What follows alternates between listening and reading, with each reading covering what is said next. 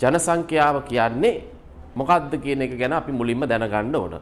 මේ අනුව කිසියම් භූගෝලීය ඒකකයක් තුල නිශ්චිත කාලයකදී එහෙම නැත්නම් යම් කිසි කාලයකදී ජීවත් වෙන මුළු මිනිස්සු සංඛ්‍යාවට අපි කියනවා ජන සංඛ්‍යාව කියලා. දැන් දරුවනේ මෙතනදී යම් කිසි භූගෝලීය ඒකකයක් විදිහට හඳුන්වන්නේ කුමක්ද? භූගෝලීය ඒකකයක් කියන්නේ කිසියම් දිස්ත්‍රික්කයක්, එහෙම නැත්නම් පළාතක්, රටක්, මහද්වීපයක් වගේ මෙන්න මේ වගේ භූගෝලීය ඒකකයක් ඇතුලේ ජීවත් වෙන මිනිස්සු සංඛ්‍යාවට අපි කියනවා ජන සංඛ්‍යාව කියලා සරලව. රයිට්? එහෙමනම් දැන් ඔයා දැනගත්තා ජන සංඛ්‍යාව කියන්නේ කවුද කියලා. එතකොට මේ ජන සංඛ්‍යාව ගැන කතා කරනකොට මුළු ලෝකයේම ජීවත් වෙන ජන සංඛ්‍යාව කියන්නේ මොකක්ද කියලා ඔබ දැනගන්න ඕන. එතකොට අපිට කියන්න පුළුවන් පුතේ මේ තාක් කාලය දක්වා මුළු ලෝකයේම ජීවත් වෙන සමස්ත මිනිස්සු සංඛ්‍යාව. එහෙම නැත්නම් අපිට කියන්න පුළුවන් මුළු ලෝකයේම වාසය කළ හෝ එහෙම නැත්නම් වාසය කරන ජන සංඛ්‍යාව අපි කියනවා ලෝක ජන සංඛ්‍යාව කියලා. රයිට්. එතකොට ඔයා ජන සංඛ්‍යාව ගැන යම් සරල අදහසක් ලබා ගන්න ඇති. එතකොට දරුවනේ මේ ලෝක ජන සංඛ්‍යාවේ ගති ලක්ෂණ යටතේ ලෝකයේ ජනගහනයේ වර්ධනය වුණේ කොයි විදිහටද කියලා අපි දැනගන්න ඕන. එතකොට ලෝක ජන සංඛ්‍යාවේ ආරම්භය ගැන අපිට නිශ්චිතවම කියන්න විදියක් නෑ දරුවනේ. මේ ජන සංඛ්‍යාව කවදද කොයි කාලෙද හරියටම කාල වකවානුවක් දිනයක් ප්‍රකාශ කිරීමේ හැකියාවක් නැහැ. ඒ නිසා අපි විවිධ පුරාවිද්‍යාත්මක හා විවිධ ඓතිහාසික මේ සාක්ෂි පදනම් කරගෙන යම් යම් ජන සංඛ්‍යා ආරම්භයේ පිළිබඳව යම් යම් අදහස් ප්‍රකාශ කරනවා මෙන්න මේ කාලෙදි ජන සංඛ්‍යාව ආරම්භ වෙන්න ඇති කියලා. එතකොට ජන සංඛ්‍යාවේ ආරම්භයේ ඉඳලා වර්තමානයේ දක්වා මේ ජන සංඛ්‍යාව වර්ධනය වෙච්ච ආකාරය අපි බෙදනවා ප්‍රධාන අවදීන් දෙකකට බෙදලා දක්වනවා. ප්‍රධාන වර්ධන අවදි දෙකකට අපි බෙදනවා. මේ ප්‍රස්ථාරය තුලින් ඔයාලට යම් අදහසක් ලබා ගැනීමේ හැකියාව තියෙනවා. එතකොට බලන්න මේ පළවෙනිම අවධිය දිහා ආරම්භයේ ඉඳලා කිස්තු වර්ෂ 1750 දක්වා මෙන්න මේ අවධියට අපි කියනවා පුතේ දීර්ඝ කාලයක් තුල මන්දගාමී ජන සංඛ්‍යා වර්ධනයක් සිදු වූ අවධිය. අපි ගත්තොත් එහෙම ආරම්භයේ සිට කිස්තු වර්ෂ 1750 දක්වා තමයි මෙතනදී ඒ අවධියට අපි වෙන් කරන්නේ කාලවකවානුව. ඊට පස්සේ කිස්තු වර්ෂ 1750න් පස්සේ 1750 සිට වර්තමානයේ දක්වා දැන් එතකොට 2025 අවුරුද්ද තුල තමයි අපි ජීවත් වෙන්නේ. එතන මෙන්න මේ කාලය අපි හඳුන්වනවා ඉතා කෙටි කාලයක් තුල ශීඝ්‍ර ජන සංඛ්‍යා වර්ධනයක් සිදු අවධිය විදියට මෙන්න මේ දෙවනි අවධිය අපි හඳුන්වනවා. එහෙනම් ඔයා දැනගත්තා ලෝක ජන සංඛ්‍යා වර්ධනයේ සිදුවෙච්ච ආකාරය ප්‍රධාන අවධි දෙකකට බෙදන්න පුළුවන් මෙන්න මේ ප්‍රස්ථාරයට අනුව. රයිට්. එතකොට පුතා ජන සංඛ්‍යා වර්ධනය ගැන කතා කරනකොට ජන සංඛ්‍යාව කාලීන වශයෙන් ජන සංඛ්‍යා වර්ධනය වෙන්න පුළුවන්, වර්ධනය අඩු වෙන්න පුළුවන්, ජන සංඛ්‍යා වර්ධනය ඉහළ යන්න පුළුවන්, ජන සංඛ්‍යා වර්ධනය පහළ යන්න පුළුවන්. මේ විදිහට ජන සංඛ්‍යා වර්ධනය වෙනස් වෙන්න පුළුවන්. එතකොට ප්‍රධාන වශයෙන් අපි දැනගන්න ඕන පුතේ ජන සංඛ්‍යා වර්ධනය කියන දේ අතීතයේ ඉඳලා වර්තමානයේ දක්වා මොකද වෙලා තියෙන්නේ? ඇත්තටම ජන සංඛ්‍යාව ශීඝ්‍ර ලෙස අපිට මේ ප්‍රස්ථාරයෙන් පේනවා වර්ධනය වීමක් වෙලා තියෙනවා. එදා ඉඳලා වර්තමානයට එනකොට ජන සංඛ්‍යාව වර්ධනය වීමක් අපිට හඳුනා ගන්න පුළුවන්.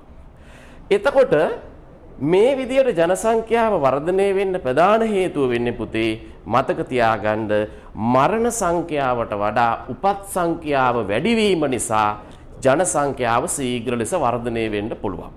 රයිට්. එතකොට අපි මේ වර්ධන අවධි දෙකෙන් පළවෙනි අවධිය ගැන කතා කරමු. රයිට් බලමු. දීර්ඝ කාලයක් තුල මන්දගාමී වර්ධනයක් සිදු වූ අවධිය. ආරම්භයේ ඉඳලා කිස්තු වර්ෂ 1750 දක්වා වූ මෙන්න මේ කාලේ. දැන් පුතේ මේක දිහා බැලුවන් පස්සේ අපිට තේරෙනවා මොකක්ද? මේ අවධිය දිහා බැලුවන් පස්සේ අපිට පේනවා ජනසංඛ්‍යාව ඊටාම හිමින් තමයි මේ ජනගහනය වර්ධනය වෙලා තියෙන්නේ මෙන්න මේ කාලේ දක්වා. මේ කිස්තු වර්ෂ එතකොට කිස්තු පූර්ව කාල වකවානු වල ඉඳලා බොහෝම හිමින් දීර්ඝ කාලයක් මන්දගාමී විදියට ජනගහනය වර්ධනය වෙලා තියෙනවා. අපිට ඒක තමයි පේන්න තියෙන්නේ. රයිට් අපි බැලුවොත් එහෙම මෙන්න මේ සිරස් අක්ෂයෙන් පෙන්නලා තියෙනවා ජනසංඛ්‍යාව බිලියන 1 බිලියන 2 බිලියන 3 බිලියන 4 ආදී වශයෙන් වර්තමානයේ වන විට ජනසංඛ්‍යාව බිලියන 8ක් පමණ ජනසංඛ්‍යාවක් ජීවත් වෙනවා මුළු ලෝකයේ තුලම. රයිට් එතකොට අපි මේ ලොකු කාලවකවානුවක් ගත වෙලා වුණත් බලන්න බිලියනයකටවත් ජනසංඛ්‍යාව ඇවිල්ලා නැහැ. අපි බැලුවොත් එහෙම බිලියනයකටත් වඩා අඩුවෙන් තමයි ජනසංඛ්‍යාව මේ කිස්තු වර්ෂ 1750 වගේ කාලෙ වෙනකොටත් ඇත්තටම ඇවිල්ලා තියෙන. ඒ කියන්නේ බිලියනයකටත් වඩා අඩු ජනසංඛ්‍යාවක්. ආසන්න වශයෙන් බිලියන 500ක් මිලියන 600ක් වගේ තමයි මේ ආරම්භයේ ඉඳලා කිස්තු වර්ෂ 1750 දක්වාම ජනසංඛ්‍යාව වර්ධනය වෙලා තියෙන්නේ. අපිට මේක දිහා බැලුවම පැහැදිලි වෙනවා. හරි. එතකොට මේ විදියට ගත්තොත් එහෙම ආරම්භයේ ඉඳලා මෙන්න මේ කිස්තු වර්ෂ 1750 දක්වා ජනසංඛ්‍යාව බොහෝම හිමීට මන්දගාමීව තමයි වර්ධනය වෙලා තියෙන්නේ. දීර්ඝ කාලයක් ඒ සඳහා ගත වෙලා තියෙනවා. අතිවිශාල කාලයක් ගත වෙලා ඒත් ඊටාම අඩු ජනසංඛ්‍යාවක් මේ කාලේ වකවානු වෙන විට මුළු ලෝකයේ තුලම ඉන්නේ. රයිට්. දැන් අපි දැනගන්න ඕන කාරණාව තමයි මේ විදිහට ජනසංඛ්‍යාව මන්දගාමී විදිහට වර්ධනය වුණේ ඇයි මේ අවධිය තුල? මේ පළමු අවධිය තුළ ඇයි මෙහෙම බොහොම හිමින් ජනගහනය වර්ධනය වුණේ? ඒකට බලපාන ප්‍රධානම හේතුව බවට පත් වෙන්නේ පුතේ මතක තියාගන්න මේ අවධිය තුළ උපත් සංඛ්‍යාවටත් වඩා ඇතැම් අවස්ථාවල් වලදී මරණ අනුපාතිකයේ වැඩිවීම. මරණ සංඛ්‍යාව වැඩිවීම උපත් වලටත් වඩා එහෙම වැඩිවීම නිසා තමයි මේ විදියට ජනසංඛ්‍යා වර්ධනය මන්දගාමී ලෙස සිද්ධ වෙලා තියෙන්නේ. එහෙනම් ඔයාලට තේරෙනවා ඔයා දැනගන්න ඕන මේ මුල්ම කාලවලදී ඇයි ජනසංඛ්‍යාව මෙච්චර මන්දගාමී විදියට වර්ධනය වුණේ. එතකොට ඔයා ඔළුවට ගන්න ඕන කාරණාව තමයි ජනසංඛ්‍යාවේ මරණ සංඛ්‍යාව විශාල වශයෙන් වැඩි වෙලා තමයි මුල් කාලවලදී තිබිලා තියෙන්නේ. මේ කාලවලදී එහෙමනම් මරණ අනුපාතිකය ගොඩක් වැඩි. මිනිස්සුන්ගේ ආයු අපේක්ෂාව ගොඩක් අඩුයි. ඉපදෙනවා මැරෙනවා අන්න ඒ වගේ තත්ත්වයක් තමයි මෙන්න මේ මුල් කාලවලදී හඳුනා ගන්න ලැබිලා තියෙන්නේ ඇත්තටම. රයිට්. ඉතින් මෙතන විශේෂම කාරණේ තමයි සමහර කාලවලදී උපත් වලටත් වඩා මරණ සංඛ්‍යාව වැඩි වෙනවා. ඉතින් එහෙම වැඩිවීමත් එක්ක කිසිසේත්ම ඉහළ ජනසංඛ්‍යා වර්ධනයක් බලාපොරොත්තු වෙන්න බෑ. මොකද ස්වභාවික වර්ධනය අපි ගත්තොත් එහෙම ගොඩක් අඩු වෙන්න ගන්නවා. ඒකට හේතුව තමයි මරණ වැඩිවීම නිසා. රයිට්. දැන් අපි කතා කරමු මේ අවධිය තුල මේ විදිහට මන්දගාමී විදියට ජනසංඛ්‍යාව වර්ධනය වුණේ ඇයි? මන්දගාමී විදියට ජනගහනය වර්ධනය වුණේ ඇයි බලමු. ඒකට හේතුව මම කියවා මරණ වැඩිවීමනේ. එහෙනම් මරණ වැඩි වුණේ ඇයි මේ කාලෙදී? මරණ වැඩි වෙන්න බලපාපු හේතු ගණනාවක් තියෙනවා. මරණ අනුපාතිකය වැඩි වෙන්න බලපාපු. ඒ අතර ප්‍රධාන හේතුවක් තමයි පුතේ මේ අවධිය තුල මෙන්න මේ මුල්ම කාලේ නම් මිනිස්සු ජීවත් වුණේ ගෝත්‍ර විදියට ගෝත්‍රික ජන කණ්ඩායම් විදියට තමයි මේ ආදිශිලා යුගයන්හිදී මිනිස්සු ගල් ගුහාවල ගස් බිනවල ඊටාම නූගත් නොදියුණු ජන සමාජයක් තුළ මිනිස්සු ජීවත් වුණේ. එතකොට මෙන්න මේ කාලෙදී අර සෞඛ්‍ය ශාස්ත්‍රයේ සහ ඒ වගේම සනීපාරක්ෂක පහසුකම් මිනිස්සුන්ගේ ඉහළ දියුණු මට්ටමක් හඳුනා ගන්න ලැබුණේ නෑ මේ අවධිය තුලදී. නොදියුණු සෞඛ්‍ය තත්ත්වයන් සනීපාරක්ෂක පහසුකම්. ඉතින් හැමදේම තාක්ෂණය ගත්තත් නොදියුණුයි. ඉතින් මේ නිසා මේ කාලේ මිනිස්සු මැරෙන්න බලපාපු ප්‍රධාන හේතුවක් වෙන්නේ මතක තියාගන්න ලෙඩ රෝග සහ වසංගත. විවිධ ලෙඩ රෝග වලට භාජනය වෙලා මිනිස්සු මොකද වෙන්නේ? මරණයටපත් වෙනවා. ඒ වගේම තමයි වසංගත. දැන් අපි දන්නා වර්තමානයේ ලෝකෙත් වසංගතයක් වර්තමාන කියන්නේ මේ මෑත කාලීනව වසංගතයක් තිබුණා නේද? කොවිඩ් වසංගතේ. ඉතින් අන්න ඒ වගේ වසංගත මෙන්න මේ කාලවලදී මේ අවදියේ මුල්ම කාලවලදී තිබිලා තියෙන ඕනතරම්. දැන් එතකොට මේ කියන විදිහට ලෙඩ රෝග සහ වසංගත නිසා මිනිස්සු විශාල වශයෙන් මිය යන්න ගන්නවා. මොකද මේ සෞඛ්‍ය ශාස්ත්‍රයේ සහ ඒ වගේම සනීපාරක්ෂක පහසුකම් දියුණු සමාජයක් නොවීම කියන කාරණාවත් එක්ක මේ කියන වසංගත ලෙඩ රෝගවල ගොදුරු බවට මිනිස්සුපත් වෙනවා. සමහර වෙලාවට මේ වසංගත වගේ දේවල් නිසා විශාල ජන සංහාරයක් නැති වෙනවා, මරණයටපත් වෙනවා. right.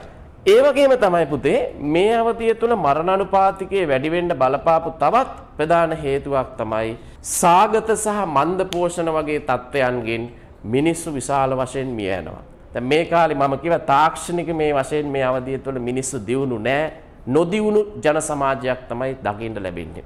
ඉතින් කෘෂිකර්මාන්තයේ මේ අවධියේදී දියුණු නැහැ ඇත්තටම.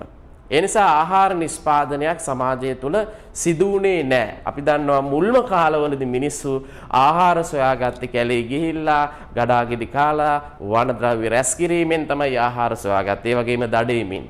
ඉතින් මේ විදියට ආහාර සමහර කාලවලදී විශාල ලෙස ආහාරවල හිගතාවයන් නිර්මාණය වෙලා මිනිසුන්ට කන්න නැතුව සාගින්නේ කුසගින්නේ ඇතැම් අවස්ථාවල් වලදී මන්ද පෝෂණ තත්ත්වයන්ගෙන් මිනිසුන් මිය යන්න පටන් ගන්නවා මේ අවධියේදී.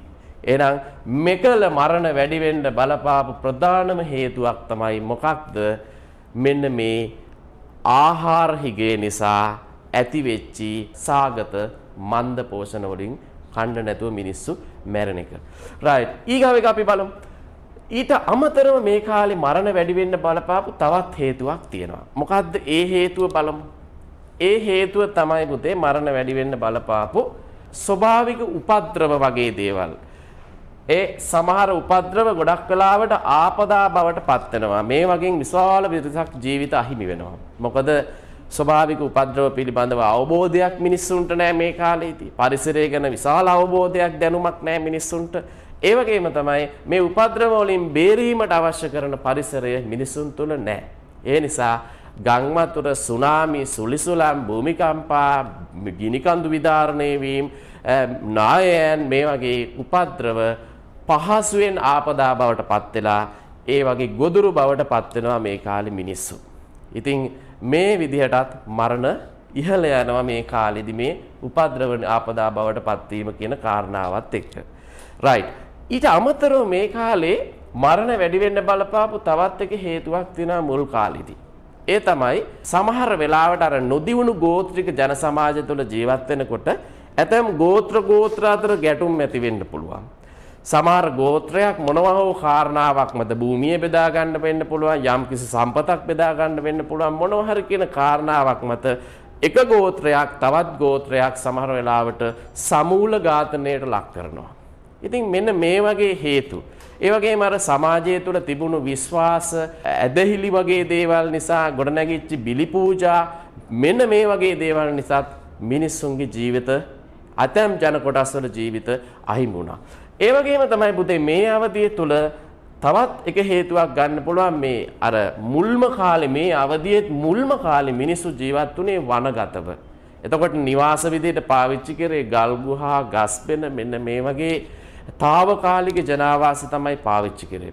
ඒවා විවෘත ජනාවාස බොහෝමයක්. එතකොට මේ විවෘත ජනාවාසවල ඉන්නකොට ගොඩක් වෙලාවට මොකද වෙන්නේ? මේවා තුල ජීවත් වෙනකොට සමහර ලාවට වන සතුරන්ගේ සහ වන සතුන්ගේ පහසු ගොදුරු බවට පත් වෙනවා. දැන් සරලව හිතන්න මෙන්න මෙහෙම දෙයක්.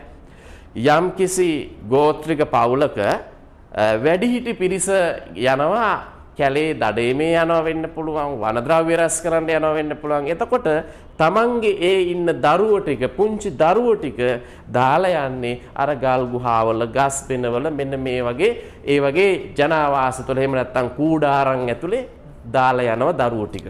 ඉතින් හිතන්න මොනවා හරි විලෝපික සතෙක් ඇවිල්ලා ඒ දරුවෝ ටික මොකද කරන්නේ? අරගොල්ලෝ ඒ ගමන ගිහින් එනකොට මේ දරුවෝ ටික ආහාරයට අරගෙන අර කියන කොටියෙක් හරි මොනවා හරි වලහෙක් හරි මොනවා හරි මස් කන සතෙක් ඇවිල්ලා අර දරුවෝ ටික මොකද කරන්නේ? ආහාරයට ගන්නවා. ඉතින් ඔන්න ඒ වගේ මුල්ම අවධිය කියන්නේ පුතේ ඇත්තටම ලෙයින් කඳුලෙන් ලිය වූ යුගයක් මිනිස්සුන්ගේ. ලෙයින් කඳුලින් ලියවෙච්ච යුගයක්. ඊටාම හිරිහැර මැද, බාධක මැද, අභියෝග මැද තමයි මිනිස්සු මේ අවධිය තුල ජීවත් වුණේ. ඉතින් ඔයාට දැන් තේරෙනවා මේ අවධිය තුල මේ විදිහට ඊටාම මන්දගාමී දීර්ඝ කාලයක් ගෙහිලා ජනසංඛ්‍යාව මන්දගාමී විදියට වර්ධනය වෙන්න බලපෑපු ප්‍රධාන හේතුව තමයි මොකද්ද? ජනතාවගේ මරණ අනුපාතිකය වැඩි වීම. මරණ වැඩි වෙනවා සමහර වෙලාවට උපත් වලටත් වඩා. ඉතින් ඒ නිසා මිනිස්සුන්ගේ ආයු අපේක්ෂාව අඩු වෙලා මොකද වෙන්නේ? ජනසංඛ්‍යා වර්ධනය අඩු වෙන්න ගන්නවා. හැබැයි දරුවනේ බලන්න ඊට පස්සේ මොකද වෙන්නේ කියලා. මේ කිස්තු වර්ෂ 1750 වෙනකොට කිස්තු වර්ෂ 1750 වෙනකොට මේ කාර්මික විප්ලවයත් එක්ක මෙන්න මේ කියන කාලය එනකොට ජනසංඛ්‍යාව ශීඝ්‍රයෙන් මේ ගමන් කරපු රේඛාව මේ විදියට තිරස්ව ගමන් කරපු රේඛාව සිරස් විදියට මෙහෙම ගමන් කරන්න ගන්නවා. ඒ කියන්නේ පුතා තිරස්වාපු රේඛාව සිරස්ව ගමන් කරනවා කියලා කියන්නේ ශීඝ්‍රව ඉතාමත්ම වේගයෙන් ජනගහනය වැඩි වෙන්න ගන්නවා. ජනගහනය බිලියනය 2 3 4 ආදී දෙගුණ තෙගුණ සිව්ගුණ වෙමින් ජනගහනය වර්ධනය වෙන්න ගන්නවා කිස්තු වර්ෂ 1750 කියන කාලයෙන් පස්සේ. එතකොට ඔයා දැනගන්න ජනසංඛ්‍යා වර්ධනයේ ඊටාම වැදගත් වර්ෂයක් විදිහට අපිට සලකන්න පුළුවන් මේ කිස්තු වර්ෂ 1750 කියන වර්ෂය. එතන මේ අවධියෙන් පස්සේ වේගෙන් ජනගහනය වර්ධනය වෙන්න ගන්නවා. එතන අපිට හිතන්න පුළුවන් ජනසංඛ්‍යා මේ විදිහට වර්ධනය වෙන්නේ ඇයි? මරණ වලට වඩා උපත් අනුපාතිකයේ ඉහළ අගයක් ගන්නවා වෙන්න ඇතිනේ. රයිට්. අපි බලමු එහෙමද වෙන්නේ කියලා ඇත්තටම. රයිට්. දැන් බලන්න මෙතන ආරම්භය කියන එක අපි හරියටම අපිට කියන්න බෑ. ආරම්භයේ ඉඳලා කිස්තු වර්ෂ 1750 දක්වා ලොකු කාලයක් ගිහිල්ලත් ඉතාම අඩු ජනසංඛ්‍යාවක් තමයි ජීවත් වුනේ. හැබැයි බලන්න කිස්තු වර්ෂ 1750 ඉඳලා 2025 යනකොට වසර 250 275ක් වගේ ඉතාම කෙටි කාලයක් තුලදී ඉඳපු ජනගහනය 8 ගුණයකටත් වඩා මොකද වෙලා තියෙන්නේ? වැඩි වෙලා තියෙනවා. වේගෙන් වැඩි වෙලා තියෙනවා. ඒ වේගවත් වැඩිවීමට පුතේ ගත වෙලා තියෙන ඉතාම කෙටි කාලයක්. මේ පේනවනේ. ඉතාම කෙටි කාලයක් තුලදී ජනසංඛ්‍යාව වේගෙන් මොනවා වෙලා තියෙනවද? වර්ධනය වෙලා තියෙනවා. දැන් මේ විදිහට ඉතා කෙටි කාලයක් තුල වේගෙන් ජනගහනය දෙවැනි අවධිය තුල වර්ධනය වෙන්න බලපාපු හේතුව මොකක්ද? මෙන්න හේතුව මතක තියාගන්න පුතේ. මේ කාලේ උපත් අනුපාතිකය සමගම මොකද වෙන්නේ? මරණ අනුපාතිකය අර අධික ලෙස මිනිස්සු මැරුණු එක සීමා වෙන්න ගන්නවා. හැබැයි උපත් අනුපාතිකය ඉහළ මට්ටමකයි කොහොමත් තියෙන්නේ මේ කාලේ. අතීතයේ ඉඳලා මිනිසුන්ගේ උපත් වල අඩුවක් නැහැ. උපත් දරුවෝ හදන ප්‍රමාණය ගොඩක් වැඩි. ප්‍රශ්නේ තිබ්බේ මේ කාලේ මරණනේ. එහෙනම් මේ අවධියට එනකොට මොකද වෙන්නේ? මරණ අනුපාතිකය මිනිස්සු මැරෙන එක අඩු වෙන්න ගන්නවා. මරණ අනුපාතික අඩුවීමත් එක්ක මිනිසුන්ගේ ආයු අපේක්ෂාව හොඳ වෙන්න ගන්නවා. ඉතින් ඒක නිසා උපත් ඉහළ මට්ටමක තිබියදී මරණ ශීඝ්‍රව අඩුවීම නිසා ස්වභාවික වර්ධනයේ ඉහළ ගිහිල්ලා ඒ කියන්නේ ජනසංඛ්‍යාව ඉතා වේගවත් ලෙස වර්ධනය වෙන්න ගන්නවා. මොකද උපත් වලට වඩා මරණ අඩුවීම නිසා. රයිට්. අපි දැන් බලමු. ඔයා දැනගන්න ඕන ඉතාම වැදගත් කාරණාවක් මෙතන තියෙනවා. ඒ තමයි මේ කිස්තු වර්ෂ 1750න් පස්සේ ජනගහනය වර්ධනය වෙන්න ගන්නවනේ. හැබැයි පුතේ හොද්දට මතක තියාගන්න ජනසංඛ්‍යාව වර්ධනය වෙන්න පටන් ගන්නේ මුළු ලෝකයේම ජනගහන වර්ධනයක් නෙමේ සිද්ධ වෙන්නේ මෙතනදී. හොද්දට මතක තියාගන්න මුලින්ම මේ අවධියේ මුල්ම කාලෙදී ජනසංඛ්‍යාව වර්ධනය වෙන්න ගන්නේ පුතේ යුරෝපා රටවල් වල. යුරෝපා රටවල් වල තමයි ජනගහනය වේගෙන් වර්ධනය වෙන්න පටන් ගන්නෙ. පැහැදිලිද? රයිට්. ඇයි මේ යුරෝපා රටවල් වල මේ විදිහට ජනගහනය වේගවත් විදිහට වර්ධනය වෙන්න හේතුව වෙන්නේ මොකක්ද? ඒකට හේතුව තමයි පුතේ යුරෝපයේ උපත් ඉහළ මට්ටමක තිබීදී මරණ යුරෝපයට අඩු කරගන්න පුළුවන්කම ලැබෙනවා. දැන් මරණ අඩු වෙන්නේ කොහොමද හේතු? දැන් මේ අවදීදී වා දැනගත්තා මරණ වැඩි වුණේ ඇයි? කන්න නැතුව මිනිස්සු මැරුණා. ලෙඩ රෝග වසංගත නිසා මිනිස්සු මැරුණා. සත්තුන්ගේ වනසතුරන්ගේ ගොදුරු බවට පත් වෙලා මිනිස්සු මැරුණා. ස්වභාවික උපද්‍රව ආපදා තත්ත්වයන්ගෙන් මිනිස්සු මැරුණා. නේ? මේ වගේ විවිධ හේතු නිසා මරණ අනුපාතිකය මේ කාලෙදි මේ විදිහට මරණ සිද්ධ වුණා. එහෙනම් යුරෝපයේ මේ 1750න් පස්සේ කිස්තු වර්ෂ කාර්මික වශයෙන් ඇතිවෙච්ච මේ දියුණුවත් එක්ක යුරෝපයේ තුල විශාල වශයෙන් මොකද වෙන්නේ? තාක්ෂණය දියුණු වෙන්න ගන්නවා. ඒ විතරක් නෙවෙයි නව සොයා ගැනීම සිදු කරන්න ගන්නවා. විශාල විප්ලවයක් පුනරුද තත්ත්වයක් යුරෝපයේ තුල සිදු වෙනවා. මේකත් එක්ක මොකද වෙන්නේ? වෛද්‍ය විද්‍යාත්මක ශාස්ත්‍ර යුරෝපයේ තුල දියුණු වෙන්න පටන් ගන්නවා. වෛද්‍ය විද්‍යාව දියුණු වෙනවා. ඒත් එක්ක වෛද්‍ය විද්‍යාව දියුණු වීම යටතේ ලෙඩ රෝග වලට බෙහෙත් ඖෂධ වගේ දේවල් නිෂ්පාදනය කරනවා. ඒ වගේම එන්නත් වගේ දේවල් වෛද්‍ය විද්‍යාත්මක උපකරණ රෝග ප්‍රතිකාර ක්‍රම වගේ දේවල් යුරෝපයේ තුල මොකක් වෙන්න ගන්නවද? දියුණු වෙන්න ගන්නවා. ඒ නිසා පුතේ අධික ලෙස මිනිස්සු මැරුණු එක සීමා කරගන්න මරණ අර ලෙඩ රෝග වසංගත නිසා සිදුවෙච්ච මරණ අඩු කරගන්න යුරෝපා රටවල් වලට හැකියාව ලැබෙනවා. වෛද්‍ය විද්‍යාත්මක ශාස්ත්‍රවල සිදුවෙච්ච දියුණුවත් එක්ක ඒ මරණ අඩු කරගන්න යුරෝපෙට හැකියාව ලැබෙනවා. රයිට්. ඊගාව කාරණය තමයි මේ කාර්මික විප්ලවයත් එක්කම මොකද වෙන්නේ? කෘෂිකර්මාන්තය හොඳින් දියුණු වෙන්න ගන්නවා යුරෝපා රටවල් වල. එදා මිනිස්සු මැරුණ කන්න නැතුව සාගින්නෙන් මිනිස්සු මැරුණා. හැබැයි යුරෝපයේ තුල කෘෂිකාර්මික වශයෙන් මොකද වෙන්නේ? නවීන ක්‍රම ශිල්ප යොදා ගැනීම, ඒ වගේම නවීන කෘෂි තාක්ෂණික ක්‍රමවේද භාවිතා කිරීමත් එක්ක යුරෝපා රටවල් වල ආහාර නිෂ්පාදන ක්‍රියාවලිය බොහොම යහපත් වෙන්න ගන්නවා. ඒ නිසා ආහාර නිෂ්පාදනය බහුල වෙලා ඒ විතරක් නෙමෙයි අතිරික්ත තත්ත්වයන් පවා ඇතැම් විට නිර්මාණය වෙන්න ගන්නවා මේ කෘෂිකර්මාන්තය තුල සිදුවෙච්ච දැවැන්ත වෙනස් වීමත් එක්ක. රයිට්. එතකොට මිනිසුන්ට කණ්ඩ ආහාර නැති වෙන්නේ නැහැ මේ කාලේදී මේ රටවල් වලට. ඒ නිසා අවශ්‍ය ආහාර විතරක් නෙමෙයි ආහාර වල පෝෂණය හොඳින් තිබුණ නිසා මිනිසුන්ගේ ආයු අපේක්ෂාව ඉතාමත්ම හොඳ තත්ත්වයටපත් වෙනවා. හැබැයි මේක උනේ යුරෝපා රටවල් වල විතරයි. මතක තියාගන්න. රයිට්. ඒ වගේම තමයි මේ රටවල් වල අර ග්‍රාමීය ජන සමාජයෙන් ටිකක් වෙන් වෙලා නාගරික ජන සමාජයකට දැන් දියුණු ජන සමාජයකට වඩා ආරක්ෂාකාරී ජන සමාජයකට මිනිස්සු යොමු වීමත් එක්ක එක පැත්තකින් මිනිසුන්ගේ ආරක්ෂාව ස්ථීර වෙනවා.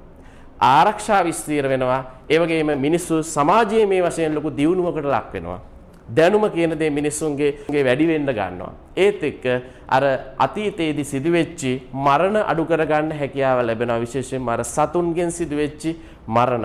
ඒ වගේම ගත්තොත් එimhe සමහර වෙලාවට අර ගෝත්‍ර ඇතිවෙච්ච ගැටුම් වගේ දේවල් විවිධ විශ්වාස ඇදහිලි වලින් ටිකක් මිනිස්සු මිදෙනවා මේ කාලෙදී. මොකද දියුණු ජන සමාජයක් නිසා. ඉතින් අන්න ඒ වගේ හේතු නිසා මොකද වෙන්නේ? මිනිස්සු අධික ලෙස ඒ වගේ හේතු නිසා මැරෙන එක අඩු වෙන්න ගන්නවා. ඒ වගේම තමයි අර තාක්ෂණික මේ වශයෙන් සිදුවෙන දියුණුවත් එක්ක අර උපද්‍රව වගේ දේවල් වලට හොඳට මූණ දෙන්න හැකියාව ලැබෙනවා. ඒ උපද්‍රව පිළිබඳ අවබෝධය, ඒ වගේම බේරෙන්න, ඒවා අවම කරගන්න අවශ්‍ය කරන තාක්ෂණයේ දැනුම මිනිස්සු තුළ වැඩි වෙනවා. ඒ නිසා ඒ වගේ සිදුවෙච්ච මරණත් අඩු වෙන්න ගන්නවා මෙන්න මේ කියන අවධියේ මුල්ම කාලයේ තුලදී.